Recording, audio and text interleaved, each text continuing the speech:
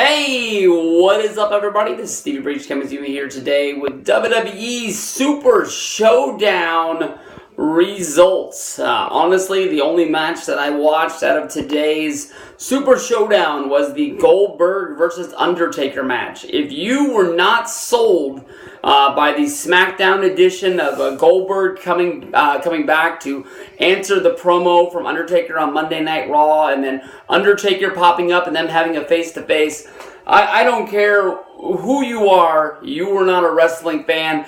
I knew going in this was not going to be a very good match, but after that stare down, I got those chills.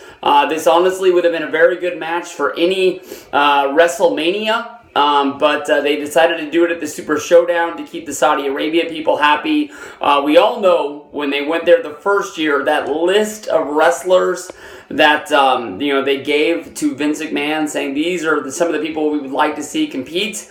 And it was like the opening of Major League, when basically they were going over the list of players that the owner wanted to invite to spring training, and people in the boardroom were saying, this guy's dead.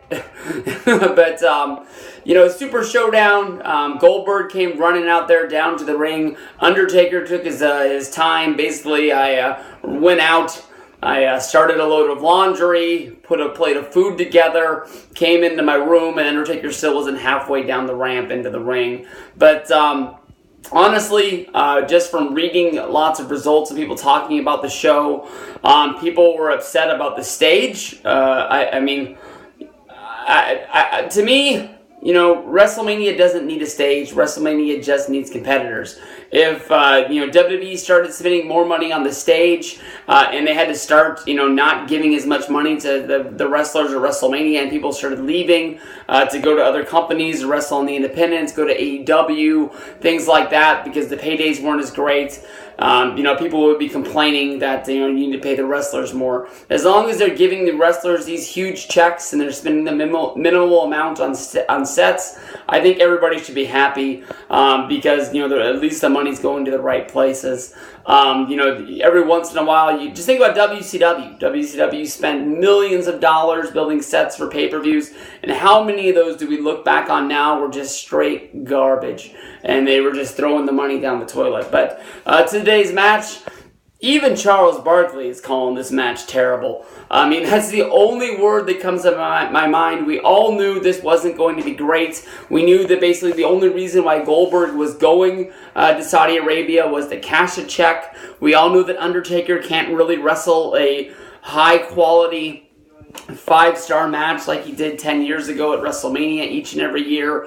Both of these guys are older. Both of these guys don't really have the in-ring conditioning because Undertaker hasn't been in the ring and I don't think either one of these guys have been in the ring since WrestleMania 34 off the top of my head. Goldberg was even a year before that at WrestleMania 33, I think, when he had the match against Brock for the championship. And Undertaker had the match against Cena.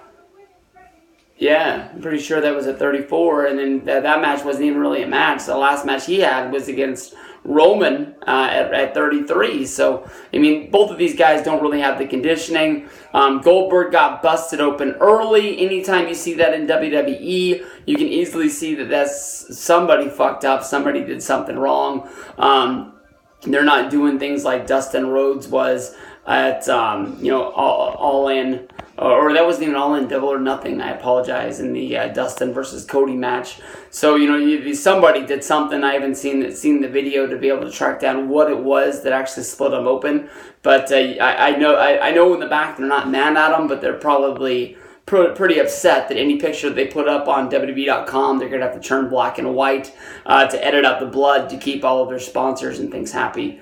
But this match was honestly just not good. It was bad. It was capped off by Goldberg trying to pick him up for a jackhammer and just basically dropping the Undertaker. The only thing they could do was cover him up like he really hit it. Commentary was covering it up, basically saying that he didn't get all of it, and due to the blood loss and the fatigue of the match, he didn't have enough strength to pick the Undertaker up, but Undertaker hit the choke slam, he got the 1, 2, 3, and they got out of there. Hopefully they can edit this up enough to basically when they show a video on Monday Night Raw and SmackDown, people will think that they might have missed a Legends Classic. But this honestly just reminded me of guys in the 80s that came back during the 90s for that last run that just weren't able to really do it like they did, or maybe guys that left WWE and they honestly were only going to TNA for that last and final paycheck, knowing that it was their last run, and if there's money out there, they got to grab it. This was a bad match. We all knew that it was going to be a bad match, but after SmackDown,